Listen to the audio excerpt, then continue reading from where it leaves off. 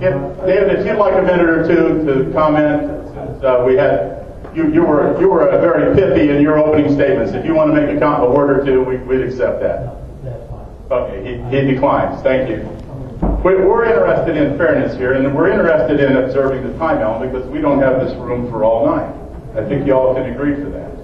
And so, please, try to play by the rules.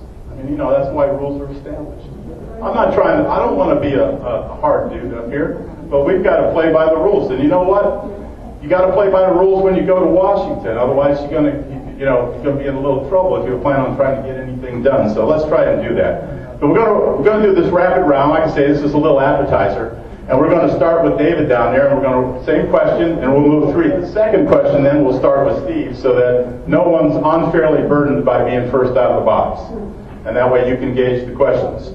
First question has to do with the balanced budget, and it's a simple yes or no. This is designed for quick answers so that we know what's on your mind about a certain topic. First question to you, for all three of you actually, is would you support a balanced budget amendment? And that would also entail maybe signing a fiscal responsibility pledge. Would you be willing to do that? Yes, I would. Yes, I would. Absolutely. Okay. Gentlemen, I have here 3 pieces of information. You can look it over during the course of the next questions. And it's a fiscal responsibility pledge.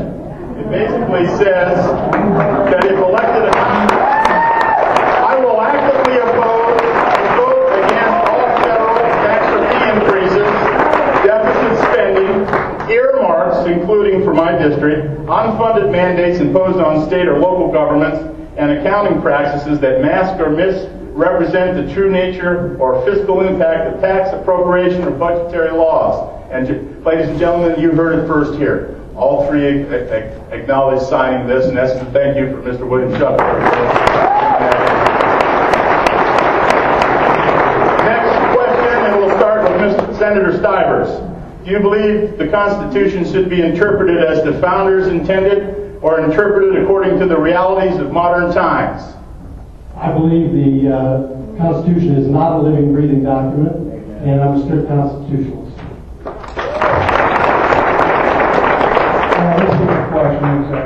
Do you believe the Constitution should be interpreted as the founders intended or interpreted according to the realities of modern times? Is it a living document? Do you believe that it's a living and evolving document?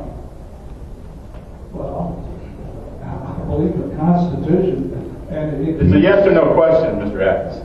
Give me the question again if you want to hear yes or no. Do you believe the Constitution should be interpreted as the founders intended or interpreted? It should be interpreted as the founders intended. Thank you. David? Yes, it should be interpreted as the founders intended. Thank you. This is a gun rights issue. Do you believe any non-felonious individual has the right to keep and bear arms? Mr. Adams, you're up. Non-felonious? Non-felonious. Yes. Yeah. They haven't committed felony, yes. Thank you.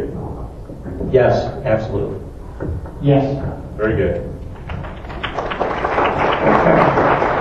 This was a favorite of mine because I think this involves some intellectual gymnastics and to get down to it. And you believe that health care is a right. I hear that all the time. You have a right to health care. I would like to ask, is this for you in your box to start off with there, Senator Stivers? Do you believe that health care is a natural right? I believe there are only 3 natural rights, and that's life, liberty, and the pursuit of happiness. I do. Thank you. No, healthcare is not. Very good.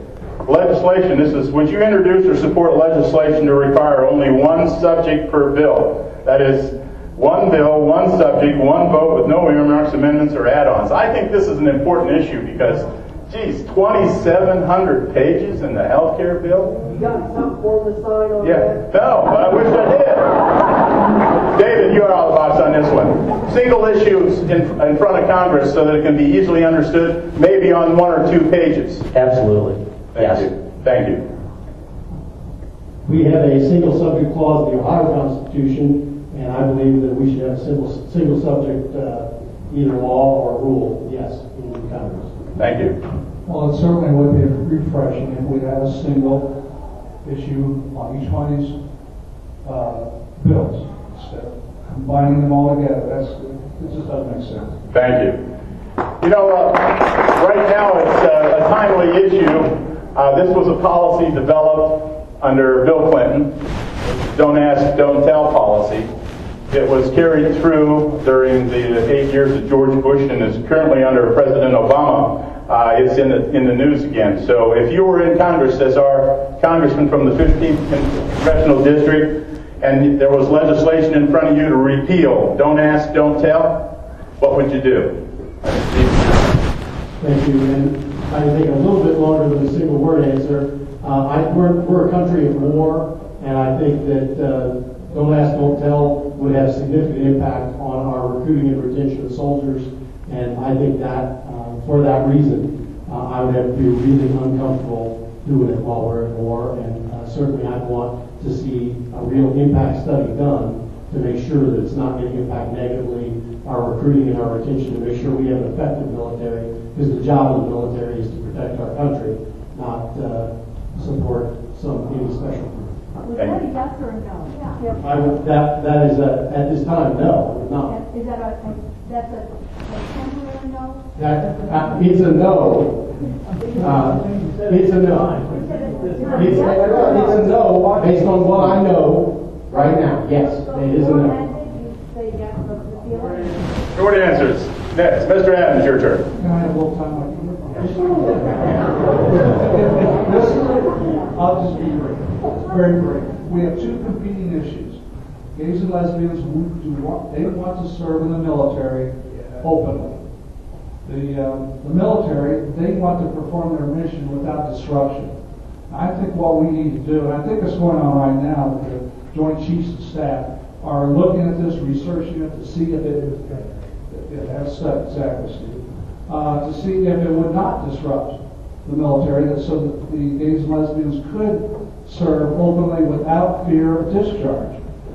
If the military comes back and says, we can do this, just like they did with different races and also with women, brought them into the military adapted.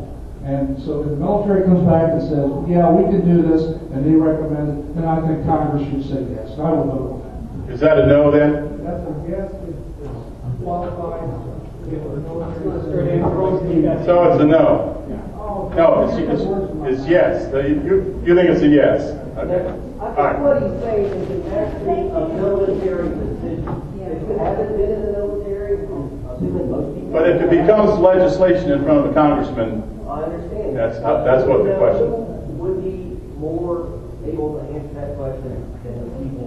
I agree with that. David, what do you think? Military expert right here. No, I would not support repeal. Okay, that's good. That's what we want. A simple answer, yes or no. So I'm a simple man, as Bill O'Reilly would say. No, just little simple answers. Help me out. All right, this is another one that I really like a lot. Do you support the decision to bring Khalid Sheikh Mohammed and the other Guantanamo detainees to New York for a civilian trial? I think who's up? Mr. Adams, I believe it's your turn on this one. All right. That seasoned citizen needs extra. I know. I'm just making it funny. Do you support the decision to bring Khalid Sheikh Mohammed and the other Guantanamo detainees to New York City for a civilian trial? Absolutely not. Keep them in Guantanamo Bay. Keep it open. That's where you have the military courts to take care of this kind of. David, your turn. No, they shouldn't be tried in a civilian court. Absolutely not. Thank you. Steve. No, they should be tried by a military tribunal. Thank you. Well, this is a kind of a collateral to that same question. Do you believe that the Nigerian panty bomber, I can't say his name, should have been given the same constitutional rights as our Attorney General, Eric Holder, thinks they should, as any rights that any normal American citizen should have? And I think, David, it's your turn to answer that. Once again, no. He's not an American citizen, so absolutely not.